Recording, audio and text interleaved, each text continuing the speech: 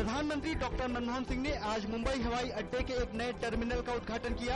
इसमें व्यस्त समय में एक साथ 9,000 यात्री आ जा सकेंगे। पिछले 3 साल में कई बार समय सीमा से चूकने और लागत में 32% से अधिक वृद्धि के बाद नया अंतर्राष्ट्रीय टर्मिनल 2 बनकर तैयार हुआ। प्रधानमंत्री डॉक्टर मनमोहन सिंह ने मुंबई स्थित टाटा मेमोरियल कैंसर संस्थान में देश के पहले हैड्रॉन विकिरण उपचार केंद्र की आधारशिला रखी। इस तकनीक के माध्यम से कैंसर जैसी गंभीर बीमारी का इलाज किया जा सकेगा।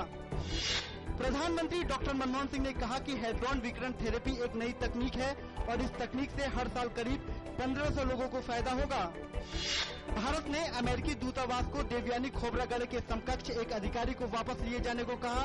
देवयानी खोबरागड़े पर अमेरिकी रुख में सख्ती के बाद उठाया गया कदम। कांग्रेस उपाध्यक्ष राहुल गांधी ने आज कहा कि पार्टी लोकसभा चुनाव के लिए जल्द ही उम्मीदवारों की घोषणा करेगी।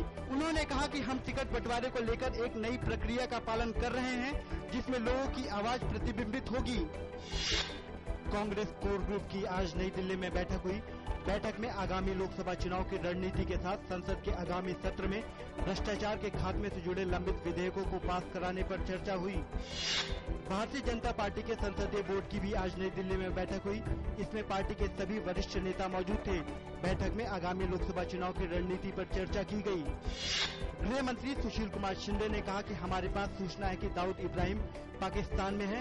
उन्होंने कहा कि केंद्र राज्यों से उन मामलों की समीक्षा के लिए समिति गठित करने को कहेगा जिसमें लोग बिना कोई मुकदमा चले जेलों में बंद हैं। गृह मंत्री सुशील कुमार शिंदे ने बताया कि केंद्र सरकार पूर्वोत्तर राज्यों की सुरक्षा व्यवस्था पर नजर बनाए हुए है।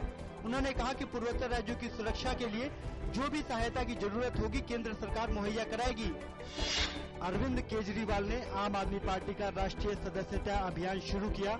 उन्होंने कहा कि हमारा लक्ष्य 26 जनवरी तक देश भर में आपके 1 करोड़ सदस्य बनाने का है। केजरीवाल ने सुरक्षा लेने से फिर किया इनकार। उन्होंने कहा कि उनके जीवन को कोई खतरा नहीं। मुजफ्फरनगर दंगा पीड़ितों की बेरुखी का आरोप झेल रहे उत्तर प्रदेश के मुख्यमंत्री अखिलेश यादव ने अपनी सरकार के फैसलों को सही ठहराया। अखिलेश ने कहा कि दंगा पीड़ितों की जिंदगी को फिर से पटरी पर लाने के लिए जो कुछ हो सकता था राज्य सरकार ने किया।